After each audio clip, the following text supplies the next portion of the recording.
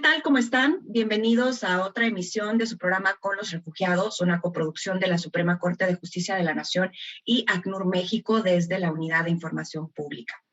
Es un gusto saludarles en este programa porque hemos preparado para ustedes un tema sobre una de las problemáticas más graves a nivel global actualmente, y que desde ACNUR a diario constatamos que es una de las razones por las que muchísimas personas huyen de sus países de origen y aunado a esto, o por si fuera poco, lamentablemente, siguen sufriendo este tema, siguen sufriendo este problema en su trayecto y en su llegada también a los países donde solicitan asilo. Para el caso, pues acá en México, ¿no? Y hay que decirlo muy franco.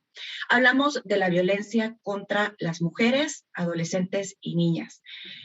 Cada 25 de noviembre se conmemora el Día Internacional de la Eliminación de la Violencia hacia las Mujeres, la violencia de género, y con esta fecha lo que se busca es sensibilizar y movilizar a la población para terminar con esta violencia hacia ellas. A su vez, también inician los 16 días de activismo, que es una campaña pues, de Naciones Unidas liderada por ONU Mujeres, a la que se suman muchísimas organizaciones de sociedad civil, instituciones, y que busca prevenir y eliminar precisamente esta violencia. Para este año, el lema que se ha escogido es "Pongamos fin a la violencia contra las mujeres ya".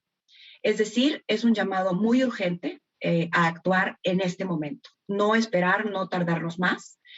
Y realmente hay números desde Naciones Unidas que revelan que las cifras de violencia han aumentado con la pandemia de COVID-19. Las llamadas telefónicas a líneas de asistencia, de call center se han elevado en muchísimos países como consecuencia del incremento de estas tasas de violencia de pareja o intrafamiliar provocado por esta pandemia. Además, más de 100 mujeres al día son asesinadas por miembros de su propia familia, un tema muy lamentable, a diario. O sea, son cifras alarmantes, son cifras que realmente están urgiendo a cada sector de la sociedad a actuar ya. Bueno, en México no hace falta mencionar, y a lo mejor más adelante podemos confirmar datos con nuestras invitadas, pero no es la excepción. Entonces, si esta es la situación de manera, digamos, general, a nivel global y muy general, pero ¿cómo afecta esta violencia a las mujeres en situación de movilidad? Mujeres migrantes, solicitantes de asilo, mujeres refugiadas, mujeres en condiciones de apatridia, por ejemplo. ¿Y qué pasa cuando estas mujeres en situación de movilidad son adolescentes, son indígenas, y otras características, ¿no? O son de la población LGBTI, que se suman, ¿no? a su caracterización y que empeoran y agravan esta situación. Pues bueno, sin más tardarme, quiero presentarles al panel que nos acompaña en esta oportunidad. Nos acompaña Lorena Cano, ella es coordinadora jurídica en el Instituto para las Mujeres en la Migración, el IMUMI. Lorena, muchísimas gracias por estar aquí, buen día. Al contrario, muchas gracias por la invitación, muy buen día. Y nos acompaña también María Fernanda Vaca, ella es del área de acompañamiento en procesos migratorios de la organización Las Banders. María Fernanda, igual un gusto tenerte con nosotras. Muchas gracias, igual. Y por supuesto, siempre tenemos a alguien de ACNUR, y en esta oportunidad me acompaña Alejandra Domínguez Sánchez. Ella es asociada de protección en ACNUR, basada en la suboficina de Puebla, y donde se ha hecho un amplio trabajo en este tema relacionado con la eliminación, ¿no?, de la violencia de género. Muchísimas gracias, Ale, por acompañarnos. Gracias, Angie. Gracias, Lorena, María Fernanda, también por el espacio. Bueno, quisiera abrir este primer bloque un poco hablando del panorama, ¿no? ¿Cuál es el diagnóstico, el contexto actual de dónde estamos? Y para eso le cedo la palabra a Lorena Cano de IMUMI. A lo mejor si puedes brevemente conceptualizar el tema de violencia de género y cuál es el panorama de las mujeres en situación de movilidad en México, hablando pues del tema de violencia hacia ellas, ¿no? Algunas cifras que ustedes tengan que sean relevantes compartir. Adelante, Lore. Claro, muchas gracias. Bueno, iniciaría diciendo que pues el panorama es pues bastante desalentador en varios sentidos, principalmente en el sentido de las restricciones tan violentas que hemos presenciado últimamente frente al fenómeno migratorio, tanto en México como en Estados Unidos y ahora hasta Guatemala, ¿no? Por mencionar algunas cifras, de enero a julio de este año se lleva la cuenta de 117,052 personas que han sido devueltas a sus países de origen, es decir, privadas de la libertad o alojadas, como le denomina la ley de migración, y posteriormente devueltas a sus países de origen, de las que 28,244 han sido casos de mujeres. Entonces, bueno, para que vayamos haciendo ahí algunas cuentas de cómo ha impactado estos movimientos a las mujeres, ¿no? Para el caso de Estados Unidos, según cifras oficiales, hasta marzo del año pasado, del 2020, el programa de expulsiones bajo título 42 hasta julio del 21, es decir, desde marzo del 20 hasta julio del 21, se han presentado 1,077,174 eventos. Y bueno, desgraciadamente en estas cifras no tenemos desagregaciones por sexo, por edades, ¿no? Hay algunos desagregados por familias nada más. Pero bueno, estos números nos tienen que decir mucho, ¿no? Al principio decía, se trata de un panorama muy desalentador porque, bueno, pues tradicionalmente México ha sido reconocido principalmente como un país de tránsito de personas en movilidad, y me refiero a personas en movilidad refiriéndome a un flujo migratorio mixto, es decir, en México no nada más transitan personas que quieren llegar a Estados Unidos o solamente personas que quieren llegar a México, hay un flujo mixto, ¿no? Hay personas que buscan protección internacional, que son de interés del ACNUR, es decir, personas que quieren ser reconocidas como refugiadas, que huyen de sus países, que buscan asilo político, que buscan protección complementaria, que buscan inclusive pues el reconocimiento de apatridia, ¿no? Porque también todavía tenemos casos, y hay varios casos en México. Hay personas que migran por razones económicas, por cuestiones de cambio climático, hay niños, niñas y adolescentes no acompañados en estos flujos, es decir, hay una infinidad, ¿no? Y bueno, también sabemos que México es un país de destino cada vez más, hay más personas cada vez queriendo o pretendiendo quedarse en territorio mexicano, hay muchas que solamente transitan, pero también México expulsa a sus propios refugiados y a sus propios migrantes hacia el exterior, ¿no? Principalmente hacia Estados Unidos, y luego hay esta migración de retorno a Ciudad de México, no, al territorio mexicano.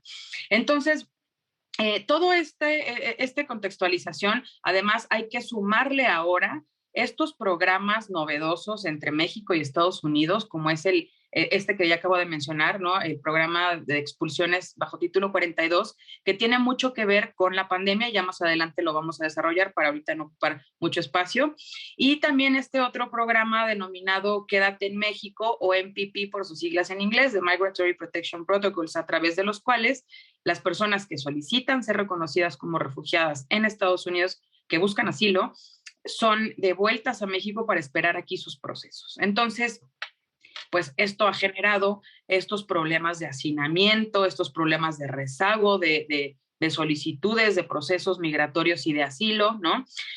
A lo mejor es muy importante aclarar que insistimos, el fenómeno migratorio es un fenómeno, no es un problema. El problema es cómo se aborda desde los estados y entonces empiezan a generar problemáticas en torno a este fenómeno, ¿no? Entonces, es una cuestión muy importante si queremos tener una perspectiva de derechos humanos, hacer este énfasis. Y bueno, concretamente para el tema de violencia en contra de las mujeres y género, tal vez vale la pena mencionar que este año se llevó a cabo en México el tercer Congreso Regional sobre Mujeres en Situación de Migración, en el marco de la Conferencia Regional sobre Migración, el CRM, ¿no? Que esta es una conferencia que se lleva a cabo entre estados, ya tiene 26 años de que se implementa esta conferencia, son pues conversaciones y acuerdos de buena fe, por supuesto no son vinculantes, pero sí que han aplicado en la práctica en la región. Y bueno, aquí se dijeron muchas cosas muy interesantes. Por ejemplo, entre otras cosas, se habló de la obligación por parte de los estados de ver al fenómeno migratorio en relación con las mujeres y su participación con un enfoque interseccional, ¿no? No nada más podemos hablar de mujeres y su presencia en los movimientos, en los flujos mixtos migratorios, sino también cuáles son las características que van más allá, ¿no? Interseccionales, es decir, con varias categorías o subcategorías, por las cuales los estados deberían de tener una especial atención, sobre todo en mujeres, niñas y adolescentes, ¿no? Otra de las cuestiones que se vieron en esta conferencia, pues, es que cada vez es más importante como un factor decisivo la violencia cometida en contra de las mujeres en países de origen, ¿no? Obviamente hay otros factores como la reunificación familiar, el cambio climático, las necesidades económicas, pero cada vez tiene una mayor presencia, por desgracia, la cuestión de la violencia de género. Y tal vez nada más para terminar esta primera intervención y que también mis compañeras María Fernanda y Alejandra puedan opinar, el IMUMI desde hace 2 años abrió una nueva área de derecho de asilo mexicano para poder atender única y exclusivamente mujeres solicitantes de asilo que son víctimas de violencia sexual y de género, para que ellas puedan acceder de una manera garante, ¿no? Con debido proceso, con una representación psicojurídica de calidad en sus procedimientos de asilo y migratorios posteriormente a los del asilo, porque son diferentes. También es importante señalar que no es lo mismo tener un documento migratorio temporal en México que recibir la protección internacional por parte de la Comisión Mexicana de Ayuda a Refugiados. Muchas veces escuchamos que ahorita, por ejemplo, hay un programa, ¿no?, en la actualización del Registro Nacional de Extranjeros. Es más fácil, abandonen sus procesos. Con esto se regularizan. No es lo mismo, ¿no? Ahí tenemos que también hacer una diferencia importante. Es muy importante acercarse a la Comar y sustanciar el procedimiento de asilo porque tiene muchas características de protección a la población.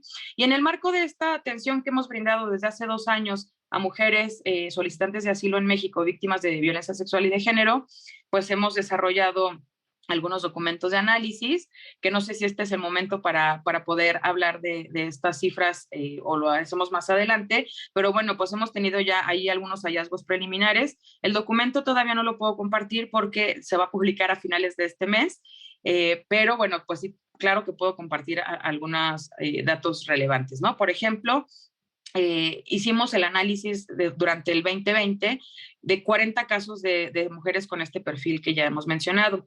El 45% de estas mujeres son de origen hondureño, el 35% venezolano, y de allí sigue Guatemala, El Salvador y Cuba. Esas son las principales nacionalidades que IMUMI ha atendido con estos perfiles. El 50% de estas mujeres oscilan entre los 20 y los 31 años de edad. 40% de ellas viajan solas, 35% son solteras, el 70% está buscando protección internacional en México.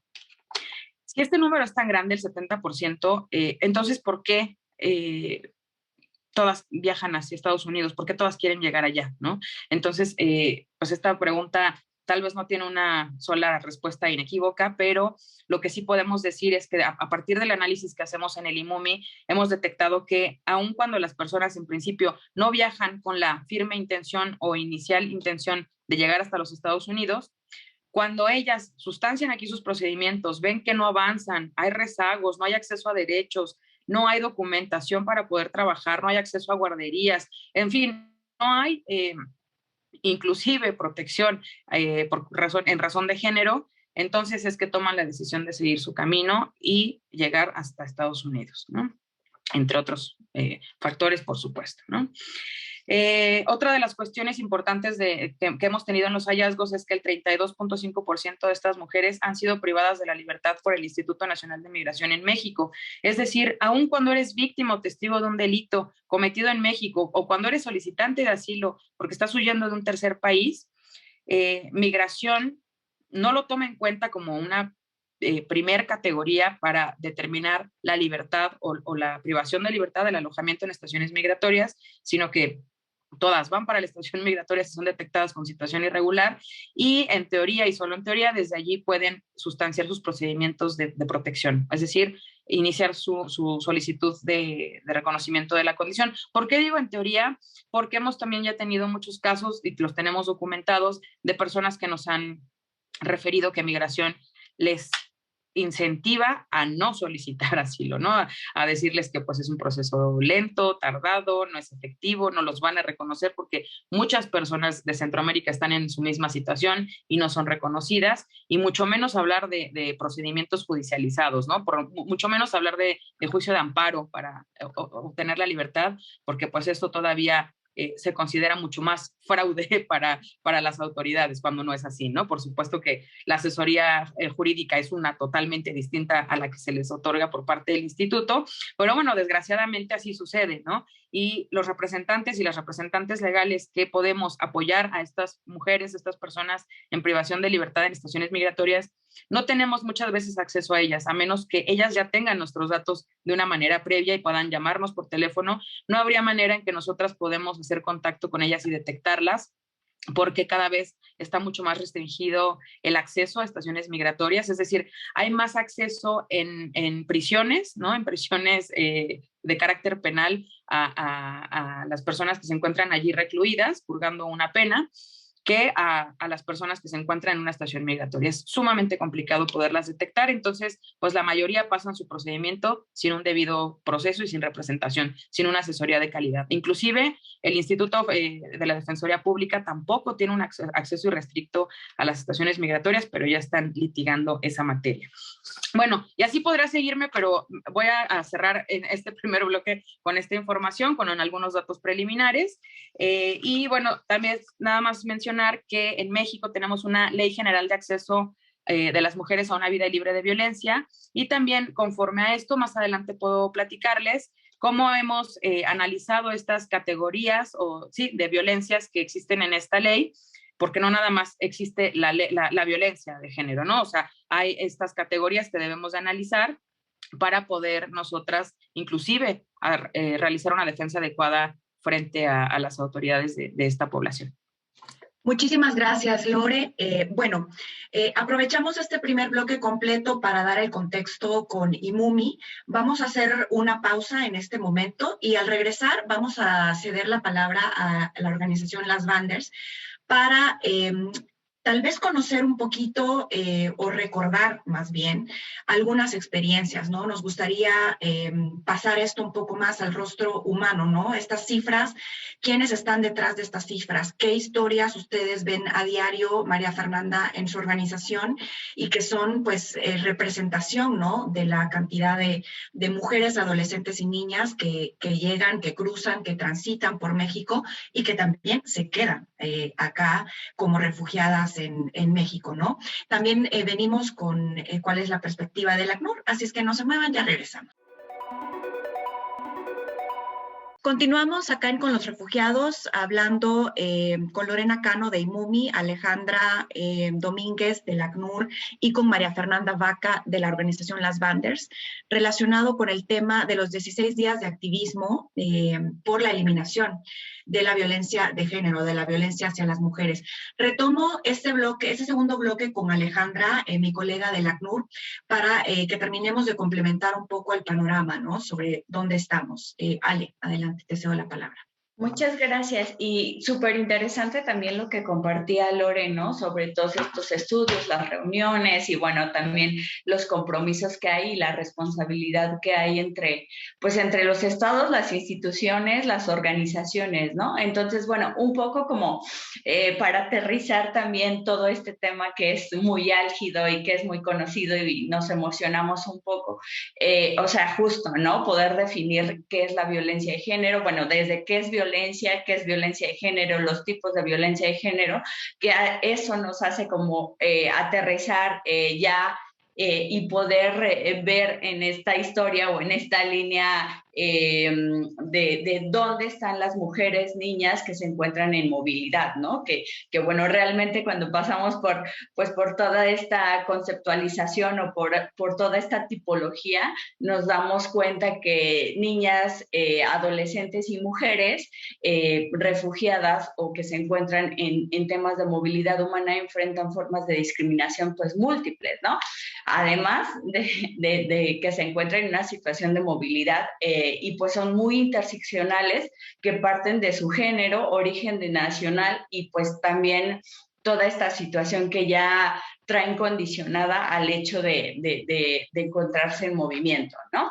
Entonces, como tú mencionabas, la política, y esto es súper, súper relevante mencionarlo, la política de cero tolerancia y bueno, también todas las estrategias que ha hecho el ACNUR, pues a nivel mundial como ACNUR, pero también a nivel nacional, y que hay una política de ACNUR para la prevención, mitigación de riesgos y respuesta a la violencia de género, pero específicamente pues aquí en México también estamos constantemente haciendo o aplicando esta política, donde pues bueno, el punto número 1 es reducir los riesgos de sufrir violencia de género, que ya muy bien hablaba de todos estos mecanismos Lore, para todas las personas de interés, ¿no? O sea, para todas las personas que se encuentren en movilidad, para todas las personas solicitantes y refugiadas, que son con las personas, las mujeres con las que trabajan las Banders, asegurar que todas las personas sobrevivientes o que nos revelen algún tipo de información, pues tengan acceso adecuado y oportuno a los servicios de calidad.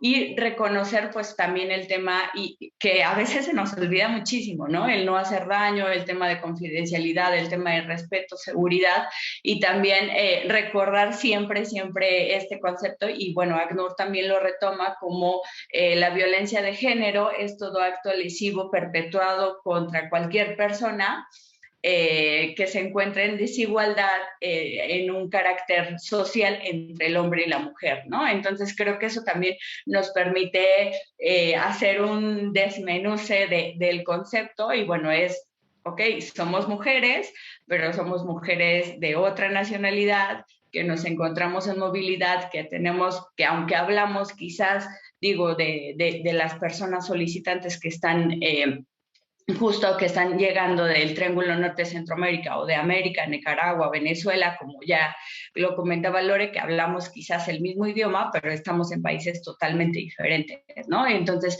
creo que también es como muy importante reconocer estos esfuerzos que está haciendo IMUMI, que está haciendo las Banders, y que a veces pues no son tan conocidos, ¿no? Entonces, pues yo dejo un poco ahí la palabra a María Fernanda, como un poco para que nos cuente también esta experiencia, y bueno, también después puedo compartir un poco el tema de integración y todas las actividades que estamos haciendo pues para no tolerar más violencia o ser responsables, ¿no? También en estas tomas, o poner estas actividades dentro de nuestras agendas de trabajo, ¿no? Que para eso son estos 16 días de activismo contra la violencia de género.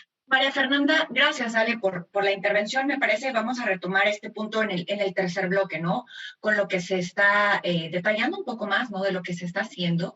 El tema de integración. ACNUR está junto con sus aliados y socios, como justo Banders, IMUMI y otras organizaciones más, también apostándole a la integración local, ¿no? Personas están siendo reubicadas en diferentes ciudades del país, y en estas ciudades se hace este tipo de acompañamiento, ¿no? Entonces, ahondamos luego en este punto. Con María Fernanda quisiera, si es posible, que le pusiéramos un rostro menos teórico, menos técnico, ¿no? Menos cifra dura a esto, porque luego en estos movimientos, en estos días de activismo, surgen muchos estudios, investigaciones, y son cifras, ¿no? Y las cifras son frías. Pero ¿quién está detrás de esas cifras? ¿Qué mujeres, qué adolescentes, qué casos podríamos compartir en este espacio para recordarnos que es momento de hacer esta reflexión? Bueno, era momento hace muchísimo tiempo, es decir, es momento urgente, es decir, no hay marcha atrás para hacerla. Y ustedes, María Fernanda, yo sé que ustedes están trabajando con población incluso considerada mujeres en situación de movilidad, pero en alta vulnerabilidad, que esto es, digamos, una característica diferenciadora también en la forma de acompañamiento. Te cedo la palabra, María Fernanda, por favor. Muchas gracias. Nosotras somos una organización de base feminista, somos puras mujeres las que acompañamos y nuestro trabajo está enfocado en varias áreas, ¿no? En incidencia, en acompañamiento, comunicación y también estamos por ahí un poquito en toda la cuestión artística, ¿no? La organización nace en un principio para este acompañamiento artístico. Sin embargo, la demanda de los casos que fuimos viendo pues demandaban un acompañamiento muy cercano a contextos de violencia. Entonces nosotros lo que acompañamos son a mujeres que están en contextos de violencia y mujeres que están en contextos migratorios. Hay veces que estos dos tipos de acompañamiento se cruzan cuando las mujeres salen por alguna motivante que tiene que ver con violencia de género. Violencia de género en cuestión familiar, en cuestión comunitaria, ¿no? Entonces ahí tenemos mujeres, principalmente acompañamos a mujeres centroamericanas, también mexicanas, y también de otros países, ¿no? No solamente de Centroamérica. Por ahí tenemos también acompañando a mujeres de otras partes, de otros países de América Latina que están demandando un acompañamiento pues muy cercano, ¿no? El acompañamiento que nosotros brindamos lo catalogamos como un acompañamiento feminista, ¿no? Que lo que busca es salvaguardar la vida de las mujeres que justamente están en contexto de violencia, que buscan salir de este contexto de violencia. Entonces, por ahí vemos que sí son mujeres que salen por causas, sus causas de salida son la violencia de género que viven, ya sea con sus exparejas o con sus parejas actuales. Mujeres que también buscan salvaguardar la vida de sus niñas y adolescentes por el riesgo a que las maras les hagan algo, ¿no? Lo que nos decían es una migración preventiva, ¿no? Antes de que haya alguna violencia de género, las mujeres salen de sus países. Y bueno, vemos en estos casos que nosotras acompañamos, vemos la violencia entrecruzada, ¿no? Nosotros la catalogamos como violencia letal cuando ya es una violencia extrema, que está entrecruzando la vida de las mujeres y que no está permitiendo que esta violencia ellas puedan cumplir con su proyecto de vida, ¿no? Entonces, esta violencia está constante, ¿no? La vemos en sus países de origen, las vemos en el tránsito hacia su lugar de destino y las vemos aún en el lugar de destino. En el tránsito, pues ya un poquito se ha hablado mucho del tránsito, de la violencia que sufren, ¿no? De la cual son víctimas en todo el tránsito, ¿no? Que constantemente son acosadas, constantemente son robadas, les quitan sus pertenencias. Ahí está al acecho, pues, el crimen organizado, las bandas locales, incluso las mismas autoridades que se supone que deberían de velar por una cuestión de seguridad, ¿no? Vemos involucradas a la Guardia Nacional, vemos involucrados al Instituto Nacional de Migración, vemos involucrado a varios actores que aún siguen perpetuando esta violencia, ¿no? Siguen ejerciendo violencia en contra de las mujeres. Y lo seguimos viendo ya cuando las mujeres se establecen en algún lugar. Al momento de que se ve una mujer sola, es esta constante intimidación, porque por verlas de manera extraña, por ser extranjeras, por ser de otra nacionalidad, por tener características diferentes a las propias del país al que llegan. Entonces vemos constantemente esto, ¿no? El acoso, la discriminación, acoso sexual, ¿no? Incluso hemos documentado, hemos acompañado a mujeres que ya establecidas buscan moverse. ¿Por qué? Porque siguen siendo violentadas y lo que ellas dicen es, salí de mi país por ese motivo y me lo encuentro acá de nuevo. Entonces lo que ellas buscan es ponerse a salvo, salir de esos contextos de violencia que ni aún con la migración salen, ¿no? Ni aún con la migración salen de esos contextos y aún siguen siendo pues vulneradas, ¿no? Y en este sentido se ve mucho el contexto machista en el que se encuentran las comunidades, porque ven a una mujer sola y entonces empieza el acecho, el acoso, ¿no? Incluso cuando no se pierde el contacto con la pareja, por la cual logran la separación, logran la migración, siguen el acoso. Sigue el acoso de las exparejas por medios telefónicos, por medio de llamadas de WhatsApp, audios. Entonces, eso es no salir completamente de un contexto de violencia y eso es nosotros lo que estamos acompañando, ¿no? Es más o menos como ver de qué manera se entrecruzan todas las violencias en un solo caso, por ejemplo, ¿no? Vemos violencia en el origen, violencia en el tránsito y violencia en el destino. Y aún después de la migración, del proyecto migratorio, seguimos viendo la violencia.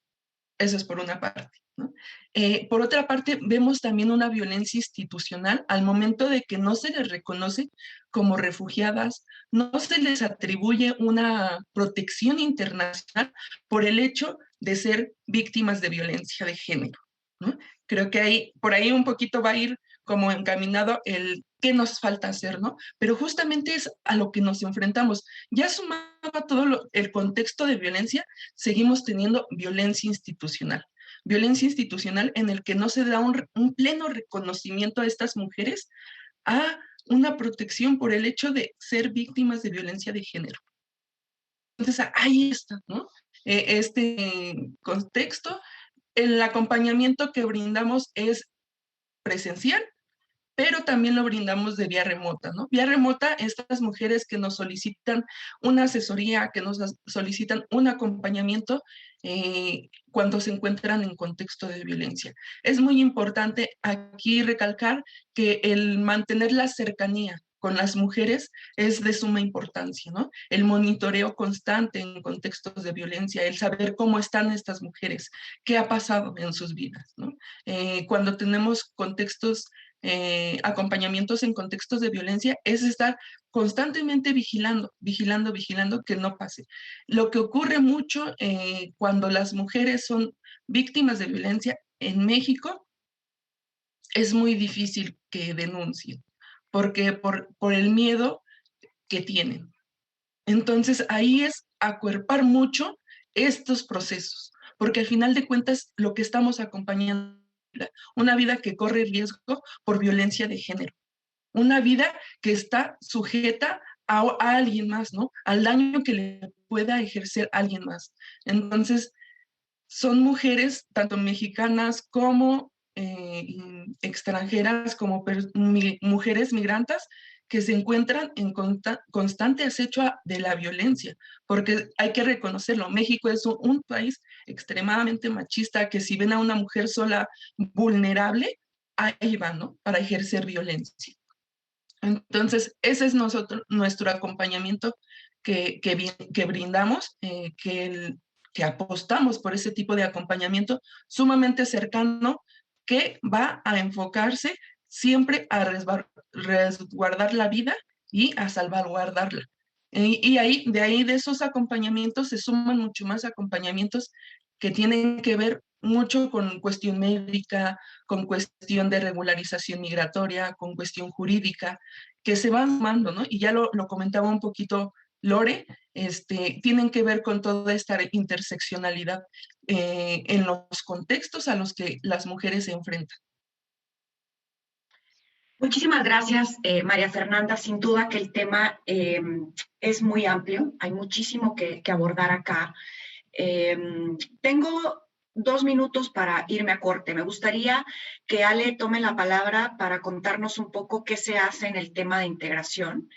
Y ya para el tercer bloque, tal vez cerrar con este tema de qué se está haciendo y poder conversar las tres organizaciones sobre qué hace falta, ¿no? Qué urge en este momento. Ale. Gracias, Angie, gracias, María Fernanda. Ojalá pudiéramos cerrar, ¿no? Estos temas que son estructurales y justo trabajamos con temas que nunca se van a cerrar, ¿no? Y son muy difíciles de cerrar. Pero algo que quiero rescatar de María Fernanda y, bueno, del trabajo que hacen las Banders, pues es justamente esta gestión de casos, ¿no? Que para el ACNUR es muy importante y que constantemente está trabajando y está impulsando desde el ACNUR, desde su staff y también a través de sus socios implementadores, la gestión de casos, la prevención y, bueno, también el tema de la integración, ¿no? Que, como tú bien dices, es un trabajo que ha hecho los últimos 7, 8 años el ACNUR, aquí en México específicamente. ¿Cómo hacemos esa integración? Pues justamente, ¿no? Ya dicho de los retos que comentaba Lorena un poco más de manera amplia, después de manera específica María Fernanda, pues la integración también es todo un reto, ¿no? ¿A dónde accedo? ¿A dónde va mi hijo a la escuela? Ya hice esta revelación, ya migré, ya abandoné mi país, ya dejé la mitad de mi vida ya o ya llegué sin nada. ¿Qué hago? ¿No? ¿Cómo me integro? Justamente el ACNUR trabaja con esta solución duradera, bueno, tiene 1000 retos, ¿no? Pero bueno, parte de nuestro trabajo es visibilizar la documentación de una persona refugiada y decir, esto es real, esto es legal, esto es válido, porque pues todavía existe mucho desconocimiento sobre la documentación de una persona refugiada o una persona que se ha regularizado bajo algún tipo de situación migratoria, ¿no?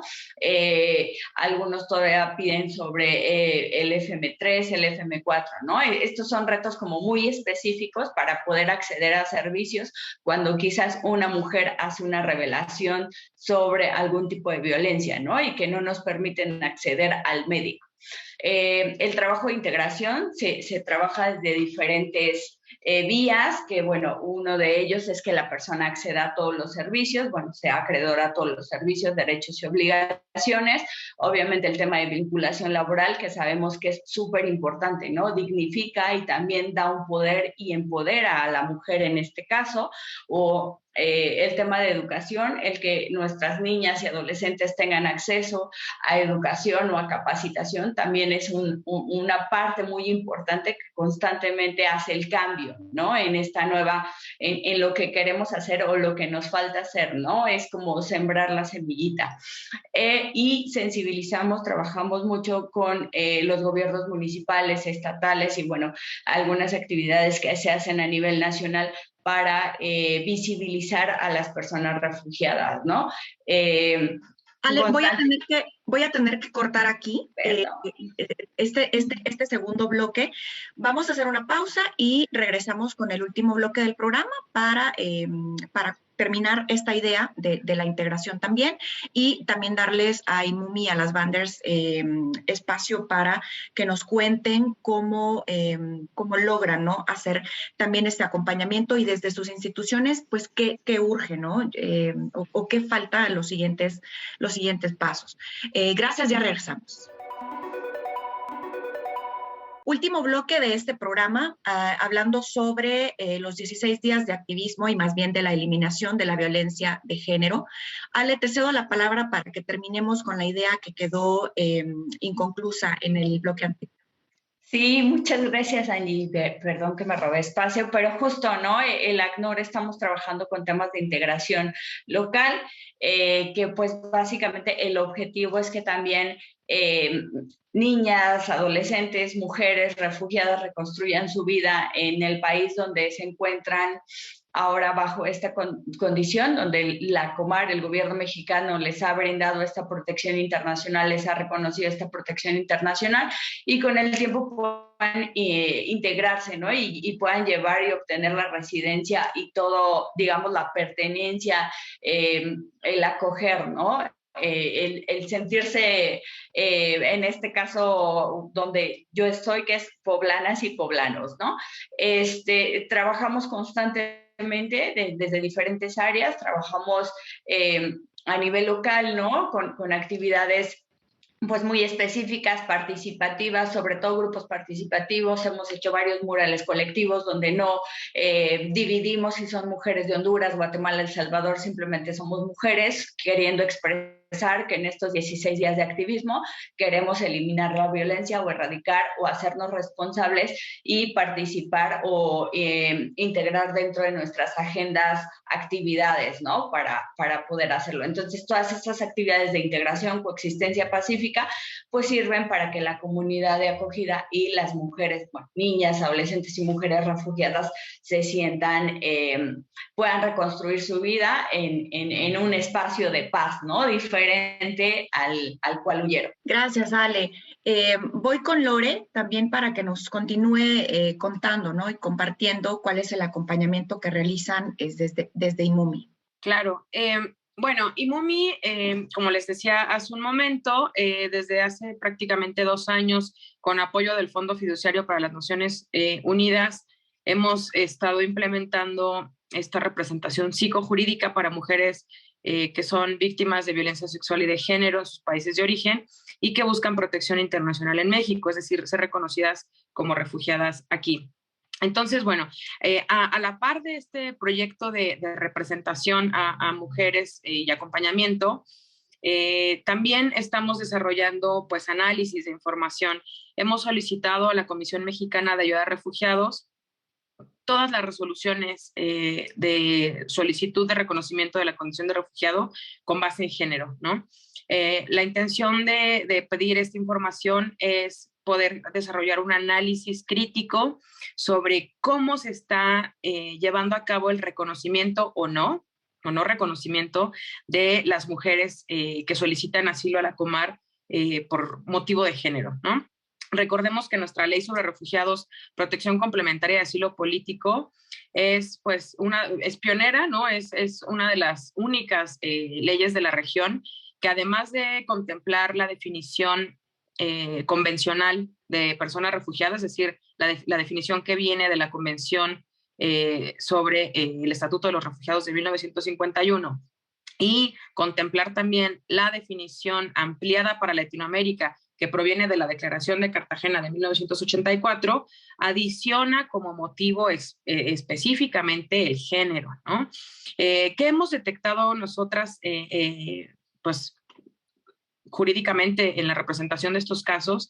Muchos de los casos en donde mujeres buscan esta protección por este motivo no son reconocidas por motivo de género, son reconocidas por pertenecer a determinado grupo social, que ese es otro motivo convencional para ser reconocido como persona refugiada. ¿Y por qué sucede esto?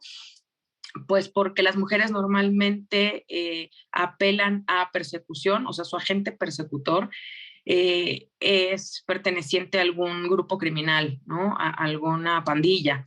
Entonces, al ser un grupo social determinado, entonces el gobierno lo que hace es determinar su protección con base en este motivo y no en el análisis técnico de género.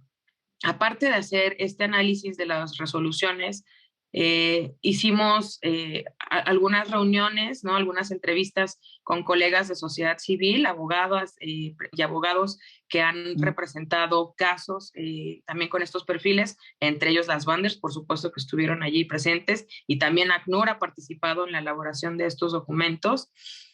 Pues esto, ¿no? La intención que tenemos es, pues justamente entre todos, ¿no? O sea, entre toda la papelería y todas las personas que estamos pues pendientes de este tema, estamos involucradas activamente, pues que construyamos juntas, ¿no? Para poder hacer esta propuesta de política pública. Estamos construyendo una propuesta de política pública para que el gobierno de México pues tome cartas en el asunto, ¿no? No todo es reformas de leyes, no todo es reformas.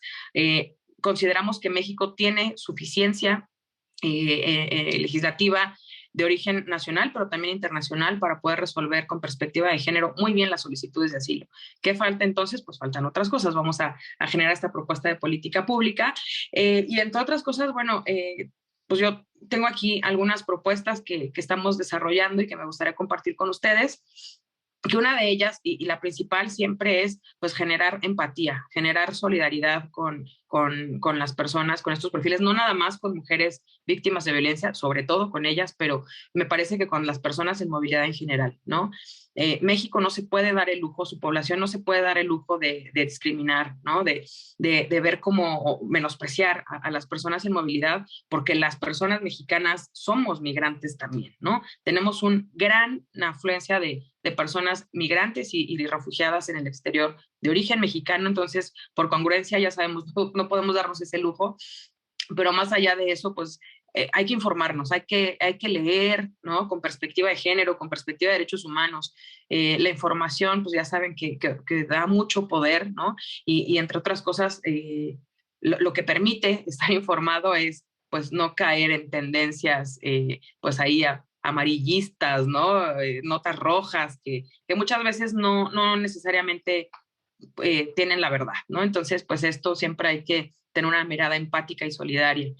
Eh, Otra cosa que nosotras estamos fomentando desde IMUMI es que las mujeres denuncien, que las mujeres se quejen.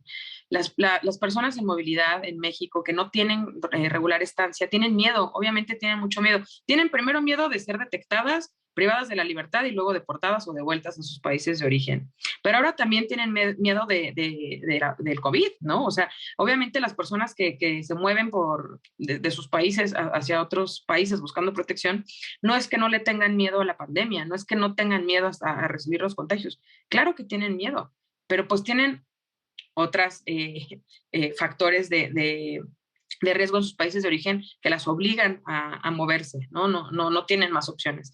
Entonces, tienen muchos miedos, ¿no? Perdóname, voy a retomar justo lo que estás diciendo del tema miedos en la denuncia, porque me parece importante esto, trasladándole la palabra a María Fernanda, para que también pueda tener su intervención en este último bloque.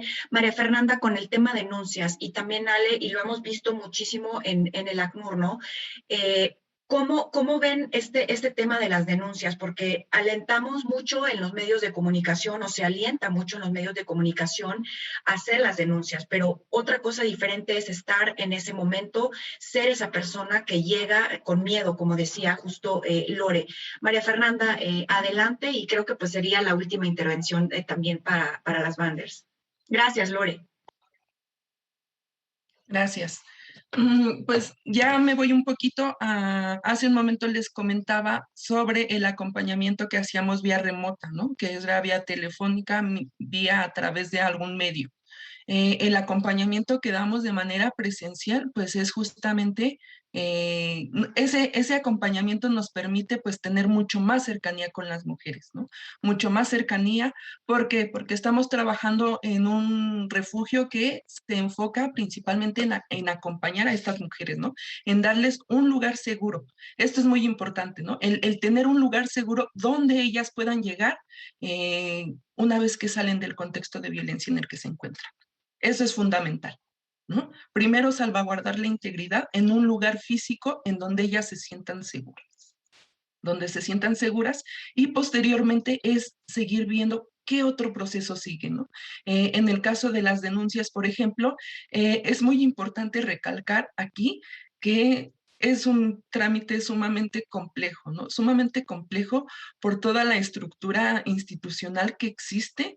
Todavía existe mucho camino por recorrer en cuestión de denuncias por violencia de género, pero aún más sobre esta atención que se le debe de brindar a las mujeres migrantes, a las mujeres que deben de ser refugiadas por motivos de violencia de género. Porque si para una mujer mexicana es difícil denunciar, por toda esta burocracia, por toda esta cuestión que hay de omisión, ahora imagínense para una mujer migrante, ¿no?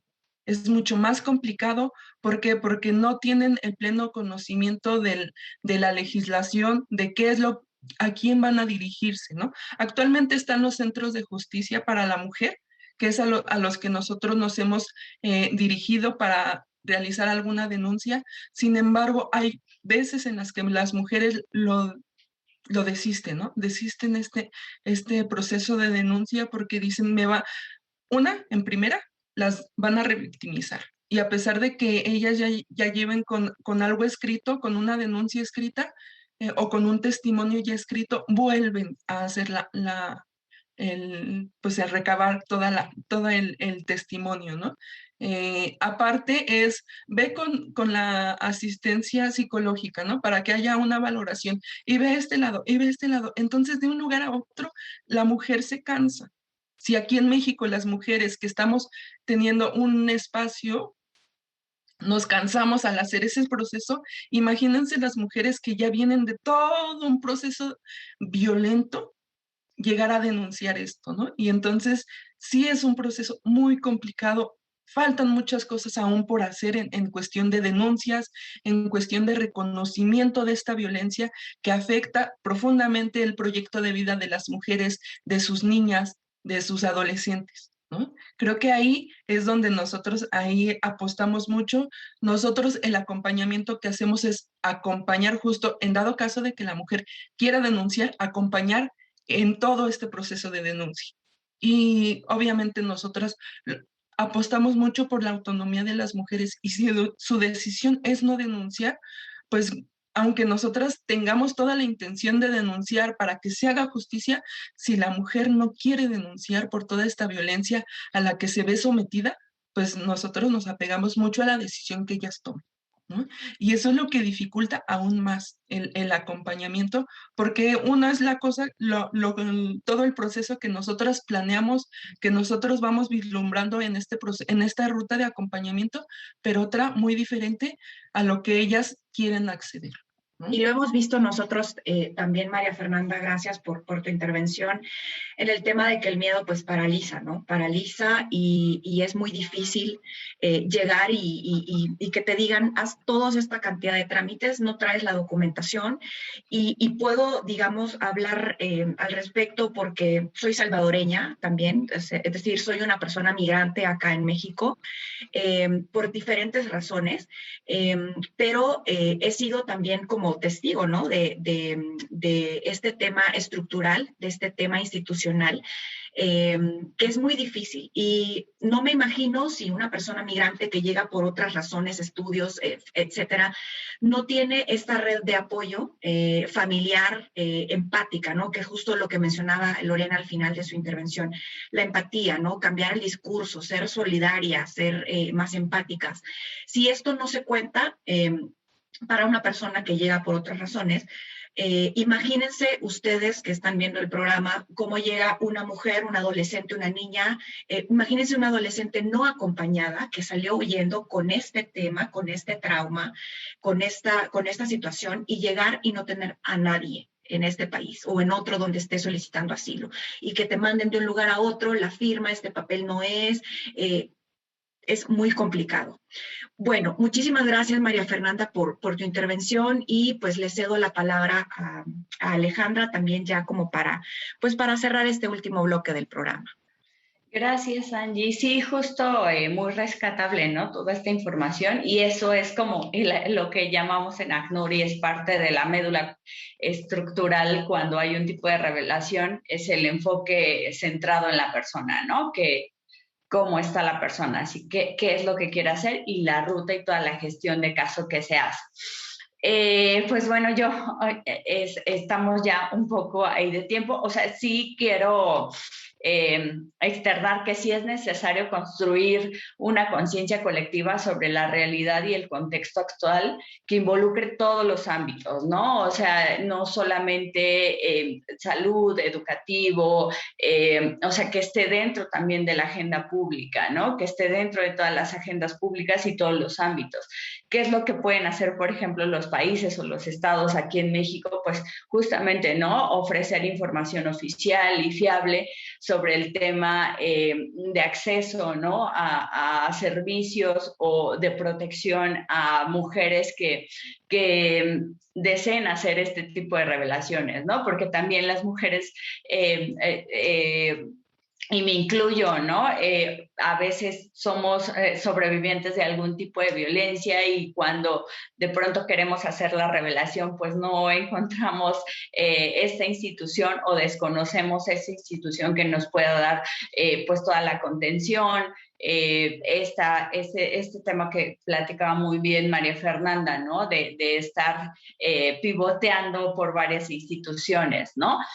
Asegurar también que los canales pues sean viables y sean confiables, ¿no? Porque cuántas veces no hemos recibido estas revelaciones y de pronto al hacer la ruta o de atención o el mecanismo de atención, pues nos damos cuenta que no funcionan, ¿no?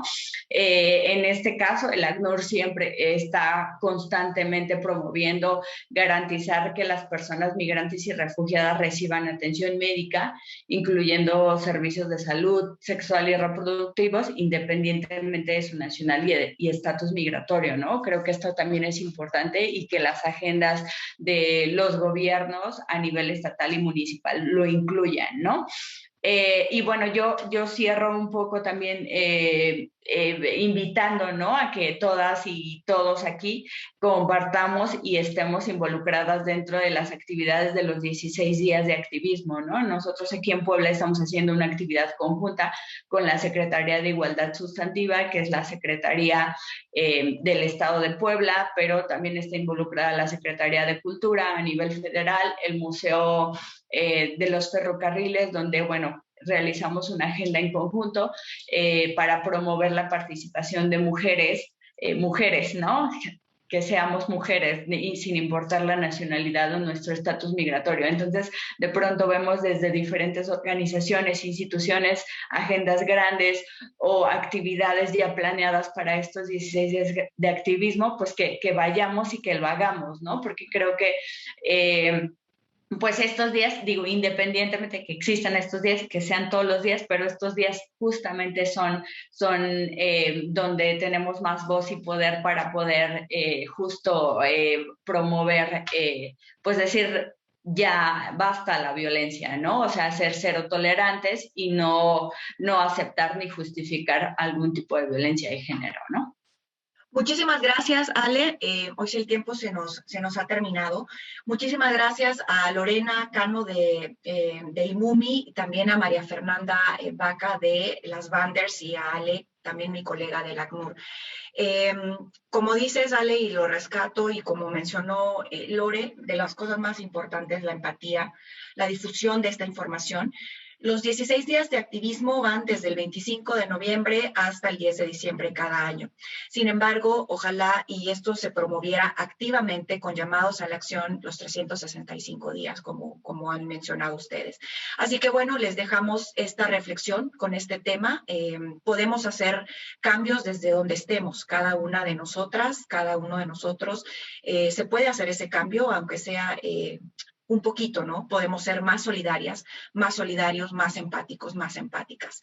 Cualquier institución, organización de sociedad civil que trabaje en el tema de eliminación de violencia de género estará activamente trabajando este periodo de los 16 días de activismo, y también estarán apoyando y difundiendo los programas que tienen para acompañar a esta población. Muchísimas gracias por habernos acompañado y no se pierdan la próxima emisión de Con los Refugiados. Que tengan un bonito día.